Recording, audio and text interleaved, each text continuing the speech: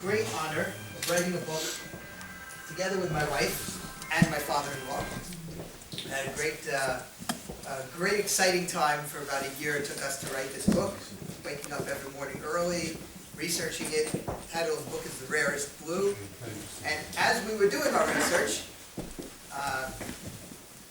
we just kind of took this in a lot of different directions. Less about proving from the Jewish law side of things, from halakha. Less of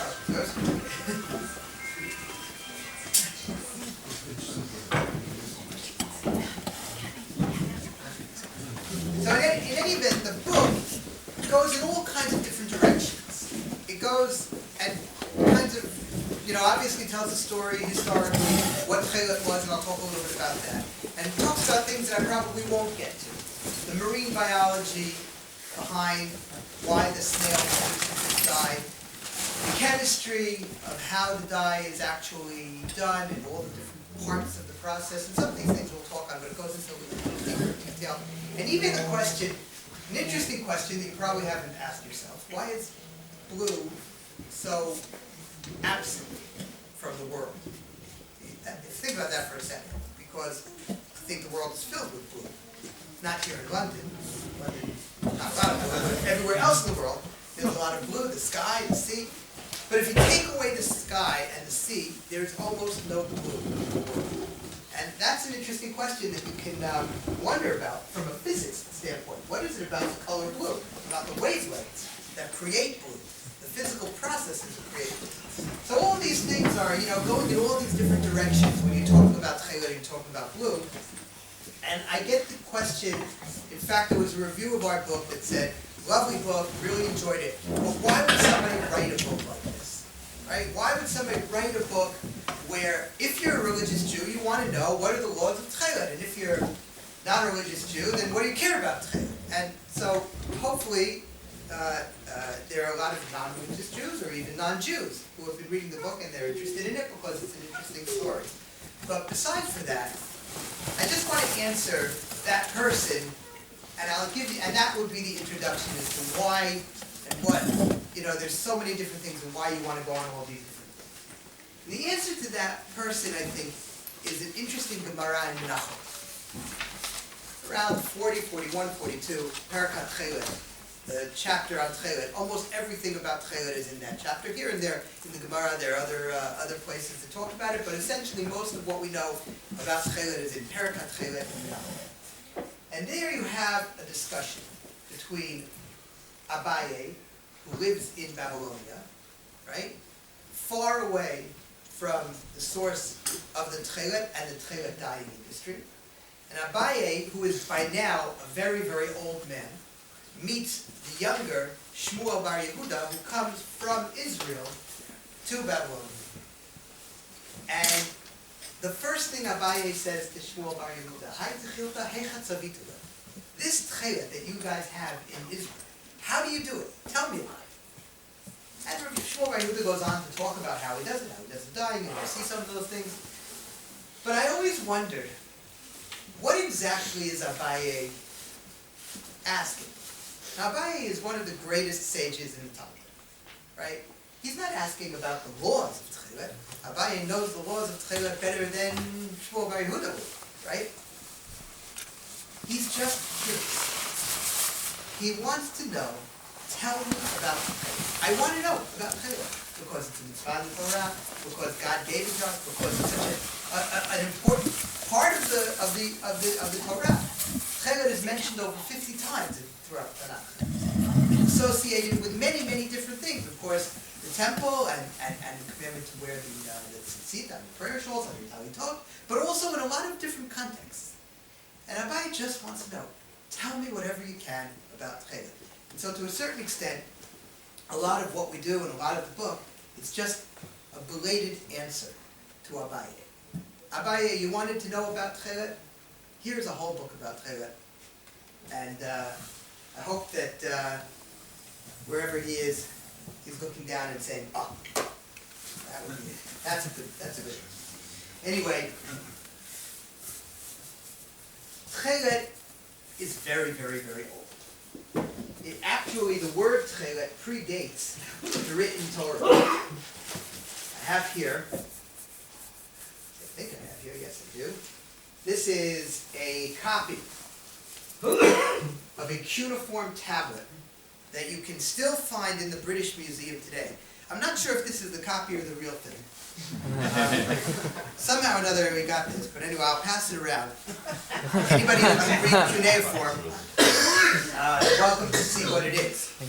In any event, this is from a very, very old recipe for making takiltu, Tekhelet. The first time that Tekhelet, takiltu, is ever mentioned is around the time of Avraham Avinu in the Tel Amarna letters that are in Egypt, around 1500, 1300, 1400 BCE. Okay, so we're talking very, very old. And takiltu was probably discovered by the Minoans on the Isle of Crete around the year 1750 BCE. And there they figured out how you could take these seashells and make them into a gorgeous, beautiful purple or purple and blue dye. From that time on, the world changed, because anybody who could wanted these dyes. In the ancient world, you didn't have all the colors that you have now. You had whatever came off the sheep, off the goat, off the plant, and whatever color that was, you know, the fibers of the flax, you know, kind of dull grays and browns. But when the world realized that you could take the colors that you saw on the plants or the rocks around you and actually imbue them into the fabric of these wool or linen, that became absolutely phenomenally expensive. And I mentioned yesterday, the history of chemistry is essentially the history of searching for dyes. And by accident, some other things were discovered. But essentially, the search was for dyes because this was the most important thing that anybody could ever look for. So when you had these shellfish that could produce these amazingly gorgeous blues and purples, they became fabulously expensive and desired. And we know that from our Torah, from our Tanakh. Mordechai Yatsa milifnei hamelech, right? Mordechai in Persia comes out in royal clothes. What's he wearing? Of course, Tekhelet. And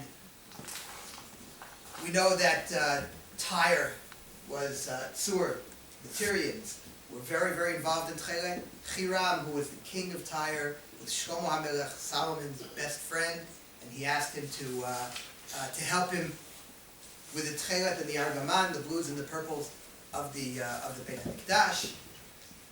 So, all over the area of the Mediterranean, these dyes were very, very much sought after, and actually, that was part of the problem. We'll get to that in a second. As far as the Jews were concerned, they did what they do with everything that's beautiful and precious. Whereas to the rest of the world, this was a symbol of status, it was a symbol of wealth, it was something that people wanted to hoard, it gave them, and their greedy desires, fulfilled those, right? But to the Jews, as with everything, we don't deny the beauty, and we don't deny how important these things are, but we channel them, right? The Jews channeled this into the service of Hashem, into the service of God. And so they took these beautiful, beautiful fabrics, and they used them in the temple, they used them in the tabernacle.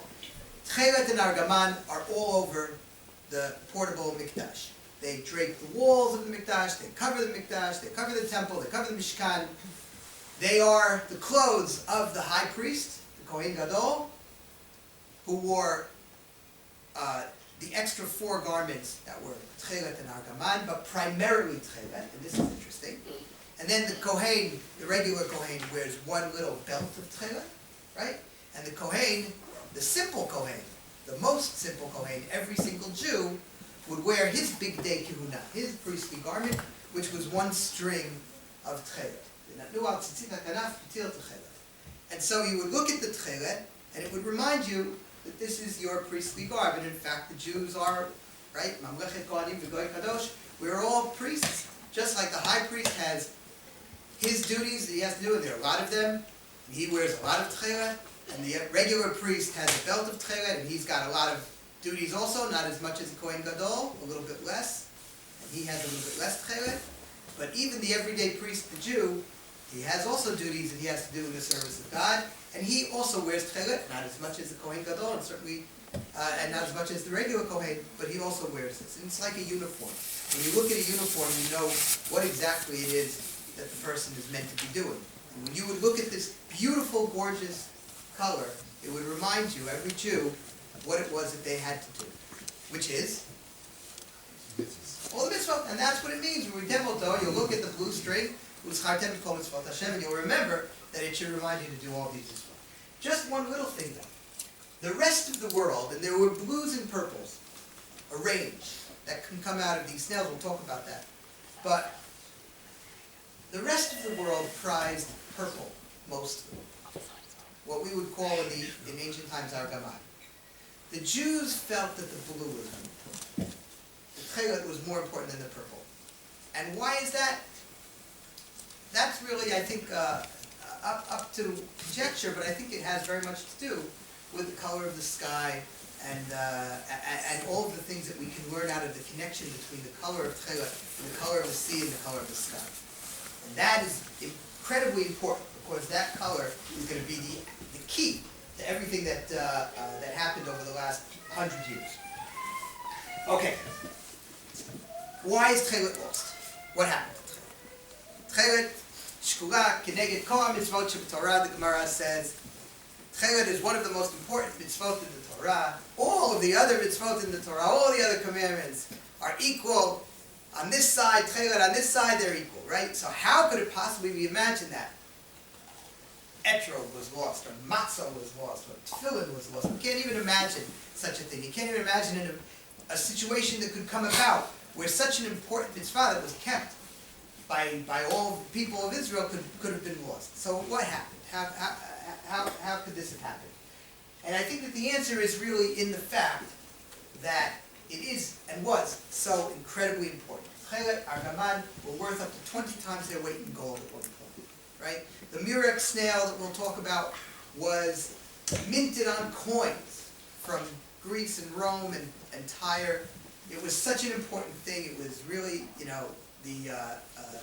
one of the most important commodities. I mentioned yesterday when Yaakov tells the brothers, take down the most important, beautiful things of Israel to Egypt. He says, K'chumi zirata aretz, and the Medrash says, zirata aretz is the chilazon, this sea creature that produces the Tekhelet.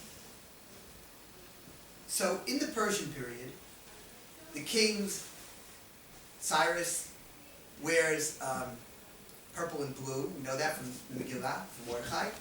When Alexander the Great takes over Persia, he sends people to Cyrus's cave, to Cyrus's I guess it was a mausoleum, that he was buried in, right? This amazingly beautiful burial place. And in there, it's recorded that he found draped over the coffin and draped over the chairs and couches these fabrics of blue and purple. Alexander the Great falls in love with them and brings them back to Greece and starts to wear purple and blue. And this goes on throughout the Greek period and into the Roman period. Julius Caesar wears a toga, which is all purple, and starts to enact these laws that, number one, only the emperor and his family have the right to wear these certain types of purple and blue togas, right? Only the emperor can be in control of the dye houses, and eventually it gets to the point where Theodosius in 380, and then Justinian a little bit later, have these laws which say anybody who holds Tekhelet or argamad in their houses, anybody who even keeps these purple and blue cloths in their houses, it's an offense tantamount to treason, punishable by death. And we have records of this in the Gemara, where the Gemara says in Sukkah, you'll get to it in Daf Yomi soon, whoever gets to it. We'll hear the story of two people who were coming from Reket, which is Tiberia, right? all the way to Bavel, and they were caught. They were bringing Tekhelet, caught by the eagle, and just by a miracle were able to escape with their lives. So what this story is telling us is that people were smuggling Tekhelet from Israel to Babylonia, and this was something that was very, very dangerous. The eagle is, of course, a symbol for the Roman Empire, and by miracle they were able to get out of the problem. By miracle, probably a little bit of bribery, I imagine, but whatever it was very, very dangerous. So now, the 3rd, 4th, 5th centuries in Israel, it is very, very, very expensive to get Tekhelet. Very expensive. It's very rare. It's hard to get because the dye houses are under imperial control. And it's dangerous because if you're caught with Tekhelet, then you could get in a lot of trouble, a really lot of trouble. So for those reasons, the Gemara already says, Gadol onsho shel Lavan me'onsho shel Tekhelet. It's a lot worse if you don't wear white tzitzit than if you don't wear blue tzitzit, Tekhelet tzitzit, because it's as if the Gemara is saying, I can understand how you could, how difficult it is to wear Tekhelet, and so therefore we'll kind of, be okay with the fact that you're not wearing it if you can't. Probably throughout the time of the Talmud, up until around the year 550, when the Talmud ended, was starting to be edited, then you still have Tekhelet. By the year 720, 730, there's no more Tekhelet in the world. The Medrash Tanchuma says, "Achshav ein lanu ela lavan, she'atchelet nignaz." Tekhelet no longer exists, only white. What happened between that time? Herzog, who wrote quite a bit on Tekhelet, suggests that in the year 628, 630, 632, you have Israel being conquered back and forth between the Sasanians and then by the Christians, the Byzantines, and then again, eventually overrun by the Arabs. And the Arabs, when they overran Israel, they would have destroyed everything that was associated with the Roman Empire, their sworn enemies. And of course, the dye houses were under Roman control. So when the Arabs came in, they destroyed the dye houses and all the way up the Mediterranean through Lebanon, Syria, and up into Turkey. And there was no longer any capabilities, any possibility of producing clay. So that would have been the end of it, I guess, except for the work of some people in the 1850s. Middle of the 1800s, people start thinking a little bit more about Tekhelet. Now, why would that be? It's interesting, because the 1840s, 1850s, 1860s are the very early beginnings of Zionism. And so if you're going to come back to Israel, if you're a religious Zionist, the early Zionists that were religiously motivated. So why do you come back to Israel? What's the point of coming back and bringing the Jews back to Israel? The secular Zionists, it was about anti-Semitism. The religious Zionists, it was about something else. It was about renewing the temple, renewing the vibrancy of Judaism within its land. So to renew the temple, you have to be able to do the service in the temple, in the Beit HaMikdash, which means that you need the Big Day Kahuna. You need to have those priestly garments. If you don't have those priestly garments, you can't do the service in the temple, you can't build the temple, and what's the point of Zionism? So, in order to have those priestly garments, you need Tekhelet. And this was a motivating factor. How are you going to get Tekhelet?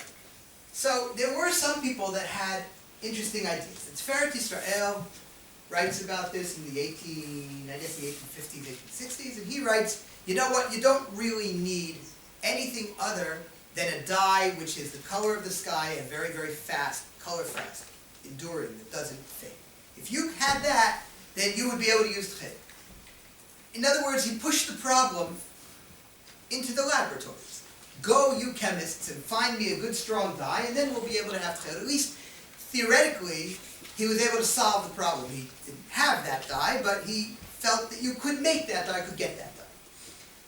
Came along a young Hasidic Rebbe, Rav Gershon Henoch Leiner, and wrote a book, Sidrei Taros, in which he argues with the Tiferes Yisrael. He says, great, Yisrael Lifshitz would have missed a Tosefta, it seems, that says, Tekhelet min achila zon kasher. Tekhelet has to come from a very specific marine animal that was the source of Tekhelet. If it doesn't come from that marine animal, it is not kosher for Tekhelet. So, this young Rav Gershon Henoch Leiner probably was excited that he proved the Tiferes Yisrael wrong. The Tiferes Yisrael was a great, great Rav. And you know how students are, where they ask a really, really good question and the teacher is not able to answer that question. However, when Gershon Henoch went home that night, he probably couldn't sleep very well. Because you can imagine him tossing and turning in his bed and thinking to himself, oh my God, what have I just done? Right? I have single-handedly destroyed the hope for building the Beis HaMikdash. And to him, the great Radziner Rebbe, he was not somebody who could be deterred. So tossing and turning that night, and I'm making it a little bit more dramatic, tossing and turning in his bed that night, Gershon Henoch Leiner decided that having dismissed the option of using some laboratory to synthesize Tekhelet, there was really one option and only one option left for bringing Tekhelet back to the Jewish people, and that was to find the lost Tekhelet. Gershon Henoch, together with his son Mordechai and his Shamish, and actually there's records of who that Shamish was, I forget his name now.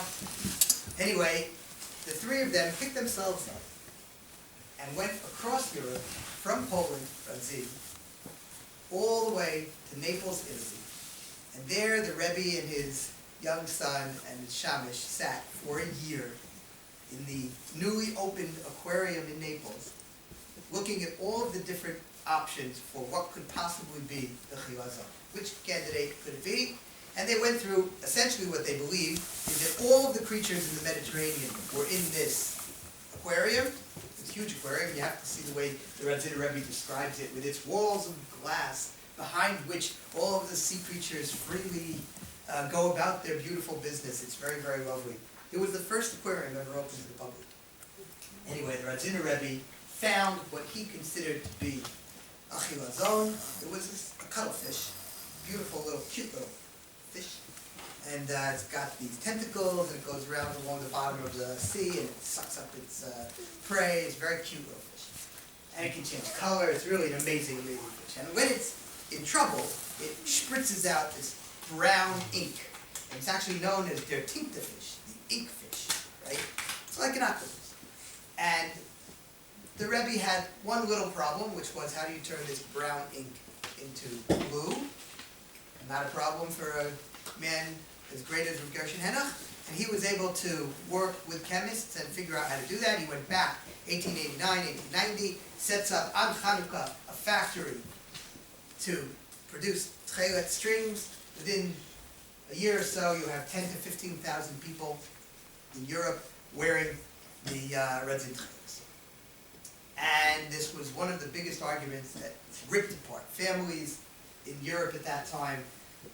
You have a question that reaches the Chafetz Chaim: are you allowed to bury somebody who wears Radzin Tekhelets in the same cemetery as the person who doesn't wear Radzin Tekhelets? Okay, I got to say, our arguments today are nothing compared to a good argument between Hasidim, and it gets even worse. I'm not going to tell you the story, but Radzin was the grandson of Ishbitz, Mordechai Yosef Leiner, who broke with the Kutzker and caused the Kutzker essentially to have a nervous breakdown and go into his room for 20 years and never come out. The Kutzker Hasidim never forgave the Ishbitz and then the Radzin Hasidim, and the Kutzker, which kind of morphed into Ger. So the Ger Hasidim and the Kutzker Hasidim hated the Ishbitz Hasidim and the Radzin Hasidim. So when Radzin came out with their Tekhelet, you could imagine that there was quite a bit of politics going on in the Hasidic world, let alone the Misnagdim that didn't want to have anything to do with the Hasidim, and let alone everything else. So this was a major machlokes. Most people, most Jews did not accept Radzin Tekhelet, and they had their reasons. One of the reasons, you take Radzin Tekhelet, you wash it, it washes out. The Rambam says, Tekhelet omedet b'yafya, it lasts forever and it doesn't fade. Another reason, the Gemara talks about the fact that the Tekhelet has to come from a chilazon when it's still alive. Rav Gershon Henoch was schlepping back these cuttlefish that were dead for many, many, many months as he brought them from Italy. So that was another problem. These were, if you will, inyani problems. Okay, they were problems that had nothing to do with politics or anything else. But nonetheless, Radzin Chasidim continued to wear their Tekhelet. Gershon Henoch died in 1991. His son Mordechai took over, and then his grandson took over from him. Around 1913, very, very important year for Tekhelet. We're having this conference on December 30th. I invite anybody who's going to be in Israel to visit us at the Begin Center for a conference on Tekhelet, 100 years to Tekhelet research. 1913, very important year in the story of Tekhelet. That's when Rav Herzog, here in the University of London, got his doctorate in Hebrew porphyrology. Rav Herzog was young then. Later on, he went on to become the chief rabbi of Dublin, then the chief rabbi of Ireland. After that, he was brought to Israel after Rav Kook died, and he became the chief rabbi of Israel, first of Palestine, and then in the state of Israel. He kept that position until he died in 1959. Herzog, an unbelievably great man, and I can't even begin to scratch the surface of how much we admire of Herzog and everything that he did. I'm looking at now at his doctorate in its original. It's in the archives, in the Israeli archives. If you look at his writing in his own handwriting, right? In Greek, in Latin, in Arabic, in French, in German. He talks about Semitic languages, Sumerian and cuneiform, and he's just an amazing, amazing man. He spoke, according to his son, 12 languages fluently. Anyway, Rav Herzog took a step back and said, what do we know about Tekhelet now in 1913? And over the last 40, 50 years then, there had been quite a bit of research. The English people contributed very, very much in the expeditions that they sent out, Robinson and some of the others, to do the archaeological excavations of the Holy Land and all of the Near East. And basically, you had the great honor of taking all those treasures and bringing them back to the British Museum. So much of them, not all of them. But one of the things that these excavations found out was that there were mounds and mounds of shells that they would find in certain places along the Mediterranean.